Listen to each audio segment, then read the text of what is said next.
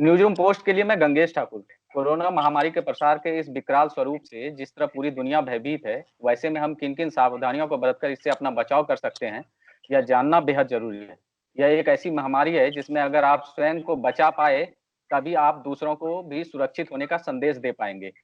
ऐसे में इस बीमारी से बचाव का एकमात्र जरिया है सोशल डिस्टेंसिंग। इसके साथ ही कुछ एहतियात भी बेहद जरूरी हैं, जिसको ध्यान में रखकर हम अपने आप को ज्यादा सुरक्षित बना सकते हैं। तो आइए आज इन एहतियातों के बारे में हम जिनसे बात करेंगे, उनका परिचय आपसे करा देते हैं।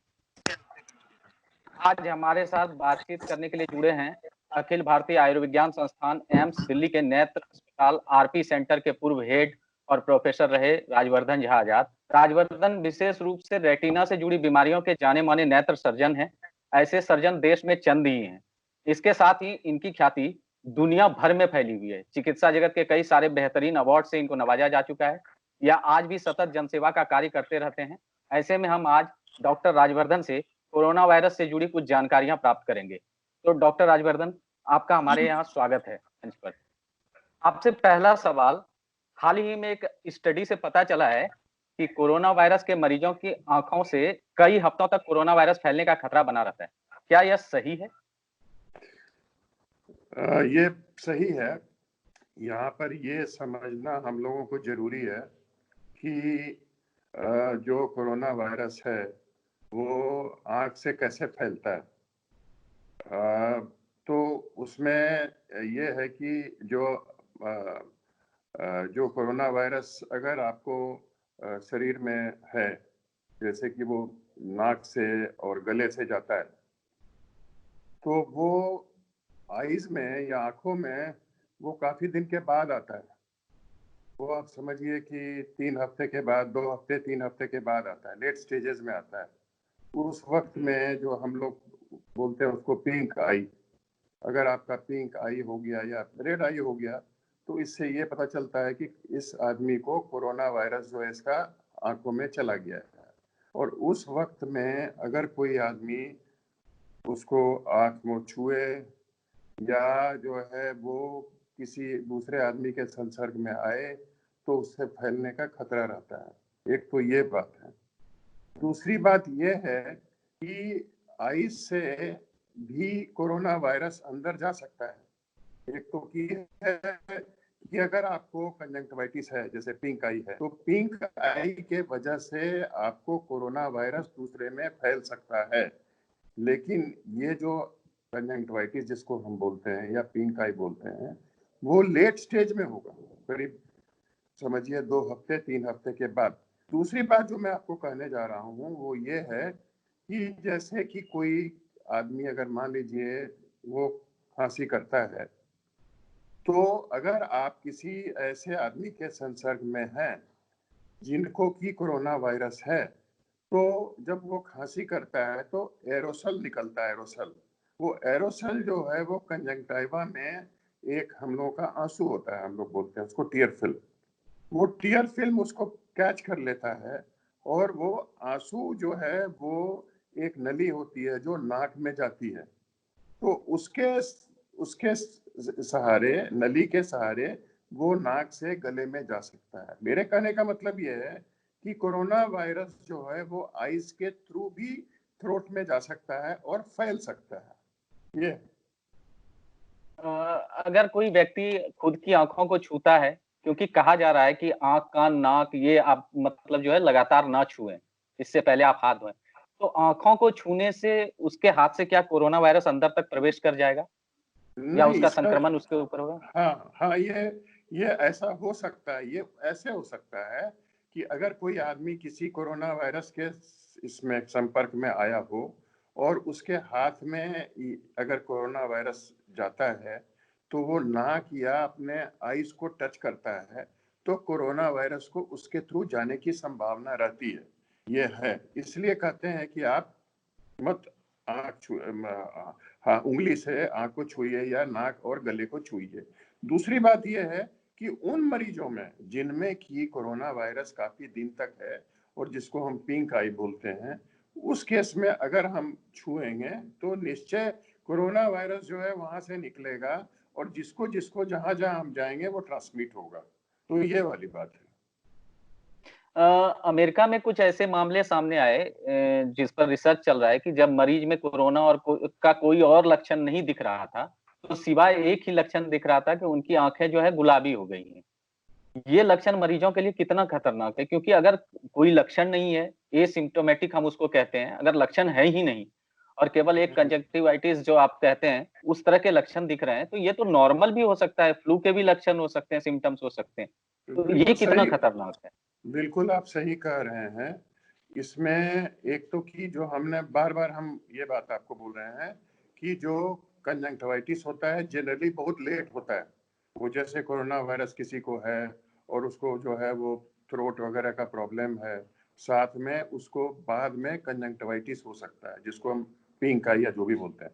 रही बात दूसरी जो आप बता रहे हैं कि अगर कुछ ऐसे केसेस भी हैं जहाँ कुछ भी नहीं है और उसको क्या नाम है कंजंक्टिवाइटिस है, तो ये बहुत मुश्किल है ये बताना कि ये कोरोना वायरस की वजह से है या ये फ्लू की वजह से है या फिर वो जो ऐसे कंजंक्टिवाइटिस होता है वो जो है बैक्टीरियल या वायरल कंजंक्टिवाइटिस है वो है। ये बताना बहुत मुश्किल, आमतौर पर ऐसा होता नहीं है। लेकिन कोरोना जैसे हम लोग बोलते हैं ना, जो आप भी को भी देखे सुने होंगे आप, कि ये जो वायरस है ये इसको हम लोग अंग्रेजी बोलते हैं एनिग्मा। एनिग्मा का मतलब यह है कि ऐसा चीज है जिसके बारे में हमको पूरा ज्ञान अभी नहीं है। इसलिए हम ये आपको नहीं कर सकते कि सिर्फ जो रेड आई है वो एक सिम्टम अपने में है कि ये कोरोना वायरस है, यह बताना इस वक्त में मुश्किल है। ऐसा होता बहुत कम है। जितने भी केसेस आए हैं पूरे वर्ल्ड में, चाहे अमेरिका में हो, चाहे चाइना में हो, चाहे इंग्लैंड में हो, चाहे यूरोप में हो, चाहे इंडिया में हो, सब जगह जितने भी केसेस हैं उनमें कंजंक्टिवाइटिस कोरोना के केसेस में बहुत लेट स्टेजेस में होता है। अब हम आपको एक थोड़ा और जानकारी दे देते हैं। हम जी लोगों जी। ने ये जो कोरोना वायरस का डायग्नोसिस होता है, जो इसकी पहचान होती है, वो तो जो आप टेस्ट सुने होंगे, एक होता है एंटीबॉडी टेस्ट जो रैपिड टेस्ट होता है, और दूसरा होता है वो जो है आरटीपीसीआर, रियल टाइम पीसीआर। तो रियल टाइम पीसीआर जो है वो माना जाता है ज्यादा रिलायबल है इसके की एंटीबॉडी टेस्ट के। हम लोग ये सोच रहे हैं कि अगर हम टीयर फिल्म को चेक करें एंटीबॉडीज के लिए या कोरोना वायरस के लिए, तो क्या हम कोरोना वायरस को डिटेक्ट कर सकते हैं अर्ली की नहीं कर सकते हैं। यहाँ पर जो आपने पूछा था हमसे कि सिर्फ कंजंक्टिवाइटिस अगर हो तो क्या वो एक पहचान हो सकता है कोरोना वायरस का, तो तब जब ये टेस्ट करेंगे मान लीजिए टीयर फिल्म का, तो हम शायद कह भी सकते हैं कि ये अर्ली, ये क्या नाम है, साइन है कोरोना वायरस का। जब हम वो टेस्ट करेंगे तब काफी सारा चीज इस विषय में, जहां तक आंख की बात है, उसमें काफी सारा चीज जो है वो अभी अनएक्सप्लेन्ड है, अस्पष्ट है। कहीं ऐसा तो नहीं है कि इस वायरस से संक्रमित लोगों ने अगर अपनी आंखों की देखभाल सही तरीके से नहीं की, तो उनकी दृष्टि जाने का खतरा हो सकता है? दृष्टि जाने का खतरा, ये बहुत अच्छा आपने सवाल पूछा है। अब देखिए, ऐसा है कि ये दृष्टि जाने का खतरा दो तरह से हो सकता है। एक तो ये कि कोरोना वायरस डायरेक्टली आंख के अंदर घुस जाए, आंख के अंदर मतलब कॉर्निया से जाए और कॉर्निया से लेंस से जाए, लेंस से अंदर चला जाए रेटिना में और रेटिना से नर्व में चला जाए। ये एक्सपेरिमेंटल स्टडी हुआ है चाइना में, और वहां पर उन्होंने देखा है कि कोरोना वायरस जाता है, लेकिन क्लिनिकली ये हम लोगों ने नहीं देखा है कि डायरेक्टली जाकर के रेटिना को डैमेज किया और ऑप्टिक नर्व को डैमेज किया।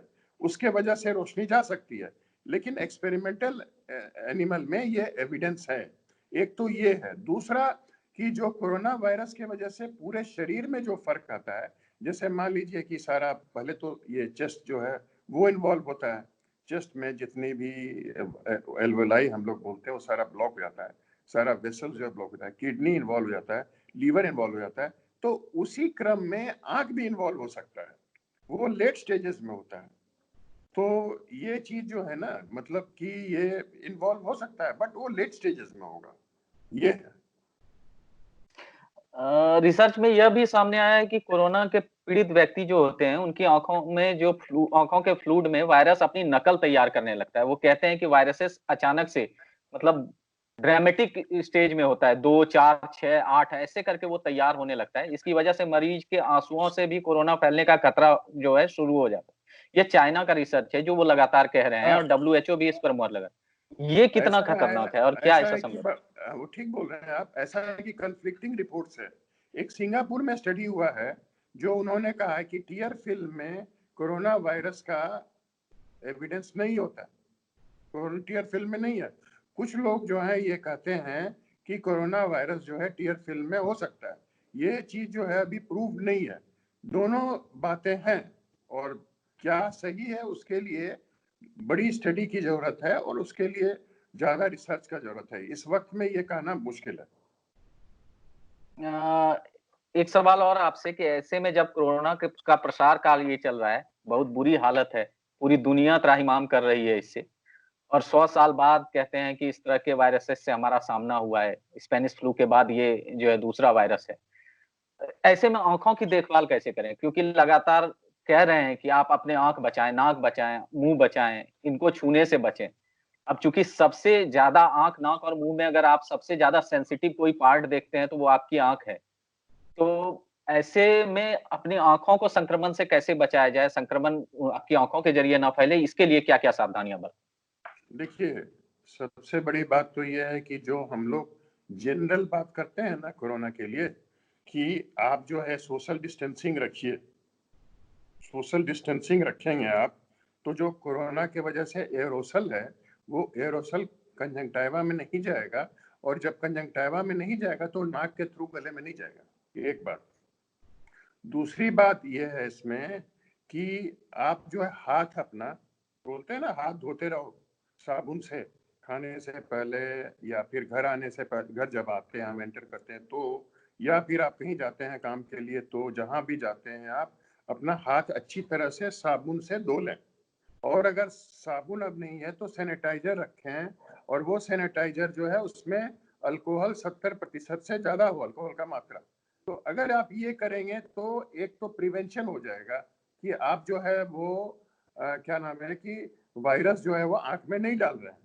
और दूसरा दूसरा ये कि एक एहतियात आप बरतिए कि आप हाथ से आंख को मत छूइए, खास करके जब आप बाहर कहीं पे हैं, या मान लीजिए कि आप, जैसे हम लोग तो मरीज अभी, हालांकि मतलब इसमें थोड़ा सा विवाद है कि हम मरीज देखें अभी कि ना देखें, इस तरह का है। लेकिन अब हम लोग सोच रहे हैं कि हम लोग अब आउट पेशेंट डिपार्टमेंट शुरू करेंगे।